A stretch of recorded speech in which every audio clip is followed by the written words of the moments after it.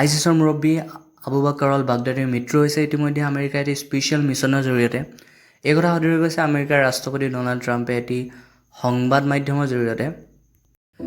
গতিকে এই ভিডিঅ'টোৰ জৰিয়তে আমি তাকে জানিবলৈ চেষ্টা কৰিম যে কেনেদৰে মিছনটো সফল হ'ল আৰু বৰ্তমান সময়ত পৃথিৱীৰ আটাইতকৈ ডাঙৰ টেৰৰিষ্টটোক কেনেদৰে বিচাৰি পালে আৰু কেনেদৰে মৃত্যু হ'ল। চ' সকলোবিলাক আমি জানিবলৈ চেষ্টা কৰিম ভিডিঅ'টোৰ জৰিয়তে। গতিকে ভিডিঅ'টো নিশ্চয় ইণ্টাৰেষ্টিং হ'ব, শেষৰলৈকে চাই থাকিব।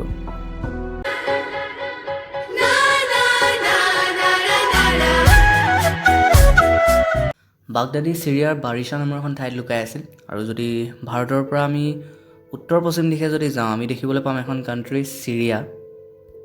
ইয়াৰে বাৰিছা নামৰ ঠাইখনত বাগদাদী লুকাই আছিল আৰু এই তথ্য আমেৰিকাৰ CIA পাইছিল আৰু এই তথ্য অনুযায়ী লগালগ অভিযান আৰম্ভ কৰি দিছিল।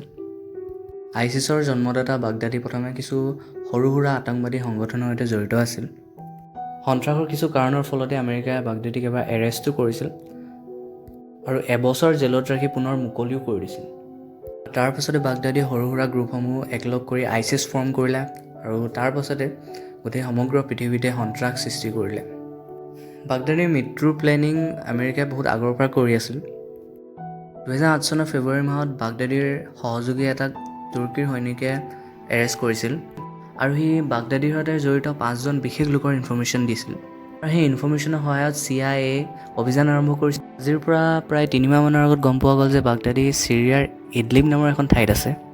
আমেৰিকাৰ এজেণ্টসমূহে অভিযান চলাই থাকোঁতে ইডলিবত বাগদাদীৰ এজন সহযোগী আল ইথাবিক দেখা পাইছিল। তাৰপিছত ইথাবিৰ ওপৰত ড্ৰোন আৰু ছেটেলাইটৰ জৰিয়তে চকু ৰাখিব ধৰিলে আৰু অৱশেষত বাগদাদীক ট্ৰেচ কৰিবলৈ সক্ষম হ'ল। 24 অক্টোবৰত বাগদাদীয়ে ইডলিব এৰি বাৰিছা গুচি আহিলে আৰু তাতে আমেৰিকান ফ'ৰ্চে বাগদাদীৰ ওপৰত এটেক কৰিলে। Killing himself and the 3 children. His body was mutilated by the blast. The tunnel had caved in on it in addition. But test results gave certain immediate and totally positive identification. It was him.